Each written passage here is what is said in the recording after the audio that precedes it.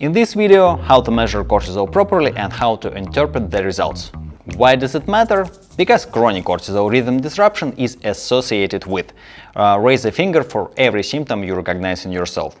Insomnia, anxiety, chronic fatigue, elevated blood sugar, insulin resistance, visceral fat gaining, low testosterone, metabolic dysfunction, depression, and impaired cognitive and physical performance.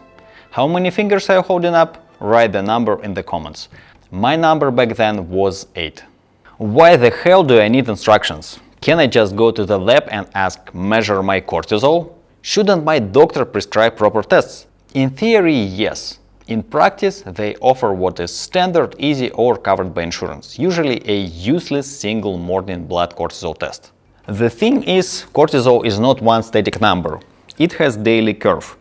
It should raise after waking, gradually decline during the day, and stay low at night.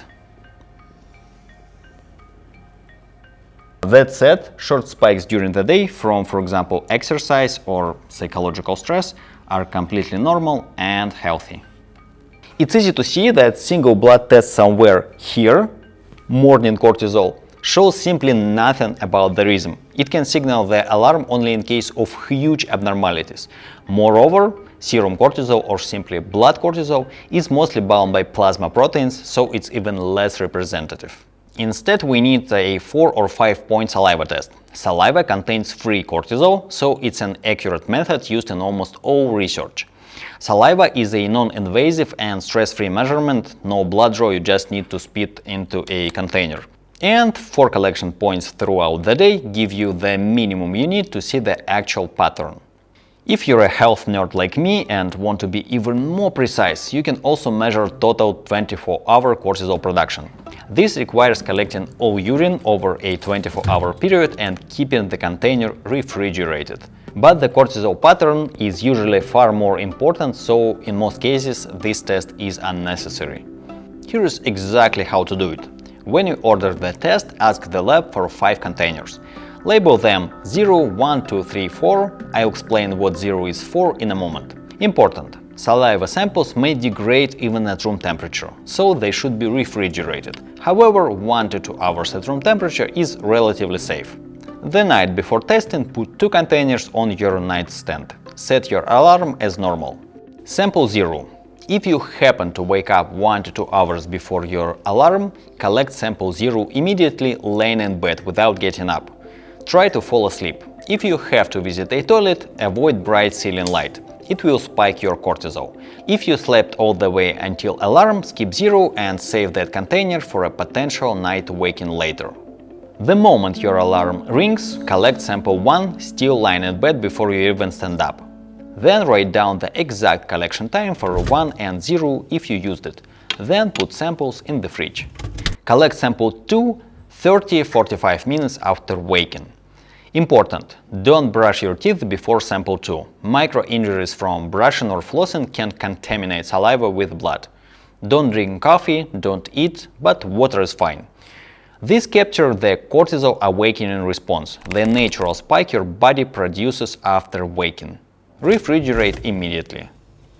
Plan your day without heroic workouts, otherwise leave your normal routine. Sample 3 around 1 to 2 p.m. Collect this sample at least 30 minutes after eating or brushing your teeth or before eating. Food or blood from irritated gums can affect the result. Collect sample 4 right before bed. Brush your teeth either right after collecting the sample or at least 30 minutes before bed. Fridge.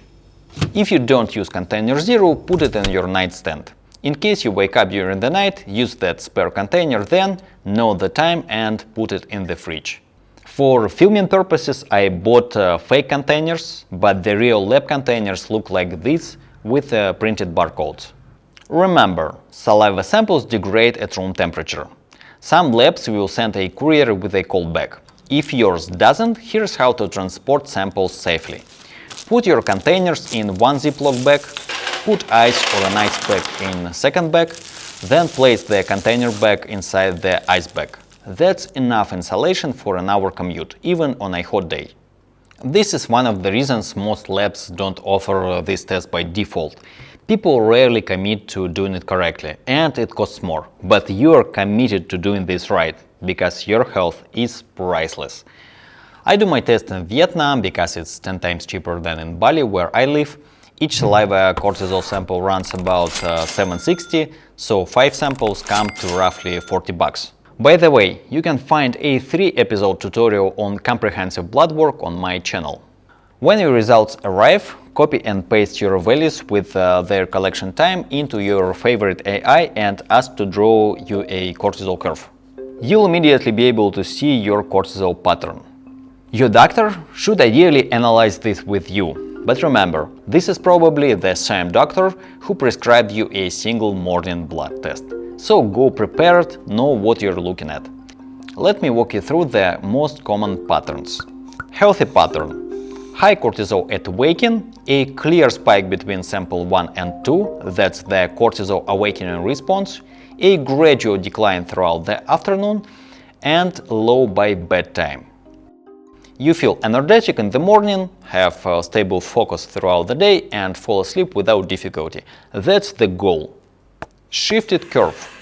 At first glance, this looks awful, almost like burnout.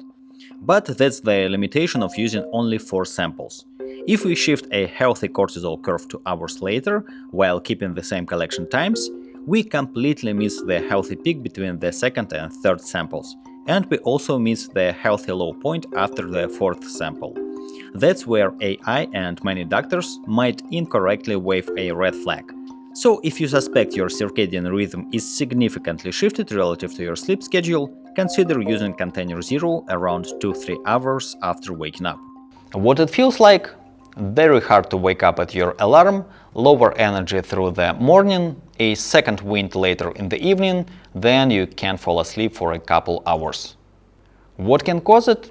Your circadian rhythm has drifted from jet lag, a couple of all-nighters, or intense partying at weekends, or your genetic chronotype is night owl.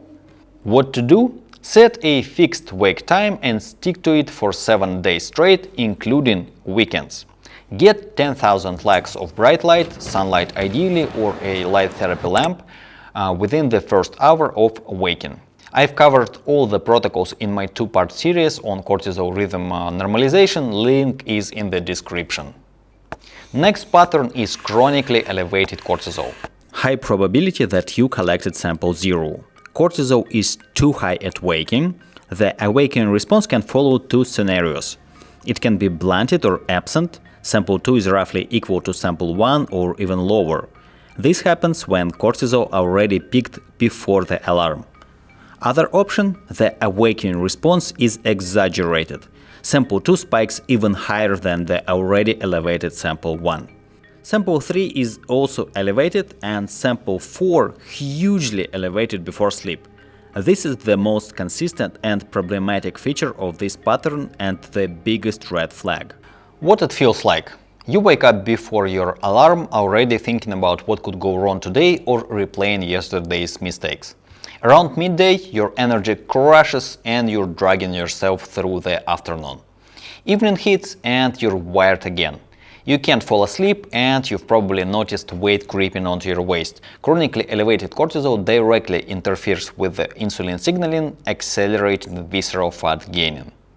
What can cause it? Chronic psychological stress. Work pressure, financial anxiety, relationship friction, exacerbated by a sporadic sleep schedule. Your nervous system is stuck in overdrive. The most stupid mistakes I did being in that state. Drinking coffee past 11 a.m., robbing me from any chance to fall asleep at reasonable time, comfort eating to manage stress, this accelerates the visceral fat problem and insulin resistance, alcohol in the evening to relax. Alcohol is devastating for sleep architecture and puts additional strain on the system. Doom scrolling or Netflix until I fall asleep. You're feeding cortisol exactly what it needs to stay elevated. All those mistakes can exacerbate chronic stress and lead to the next pattern. In terms of supplements that can help, phosphatidylserine, chamomile tea, L-theanine and magnesium. But the main tools here are maintaining your sleep schedule at all costs and managing psychological stress. The full intervention routine is in my cortisol normalization series, all details there. The next pattern is flattened curve or burnout. The whole curve drops. Morning cortisol is low, the awakening response is gone, but cortisol never fully drops in the evening. It stays abnormally elevated at night when it should be at its lowest.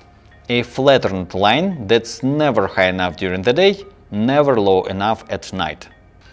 What it feels like? At first your body refuses to wake up in the morning and then refuses to sleep at night. You feel drained at all hours. This is physiological burnout. Your nervous system has been chronically overloaded and has begun to dysregulate. In severe cases, this can trigger physiologically driven depression, ADHD-like symptoms, loss of libido, and profound loss of motivation. I've been there. It felt like hell. The good news, it's completely recoverable. What can cause it? Months or years of chronic stress, chronic caffeine overdosing, chronic alcohol use before sleep, and a shattered sleep schedule. Your adrenal and cortisol system finally start failing to compensate. What I did to recover and what has worked for many of my clients. Comprehensive blood work to identify all coexisting deficiencies and imbalances, all cortisol and melatonin normalization protocols from my two-part series, a diet and supplementation built around my blood work results and goals, gentle, consistent cardio, walking, rowing, cycling, stairmaster, light running, no heroics, moderate resistance training, regular sauna and cold exposure. I have dedicated episodes on both. Daily meditation and breath work to down-regulate the nervous system. That structure is what brought me back. It takes time, but it works. Okay, I hope now you know how to measure your cortisol correctly, how to analyze the results to identify your stress pattern, and you can watch elaborately explained correction protocols in my two-part series on cortisol rhythm normalization. If this was useful, share it with someone who needs it. Chronic stress can be invisible until you measure it. Subscribe to stay tuned and stay healthy.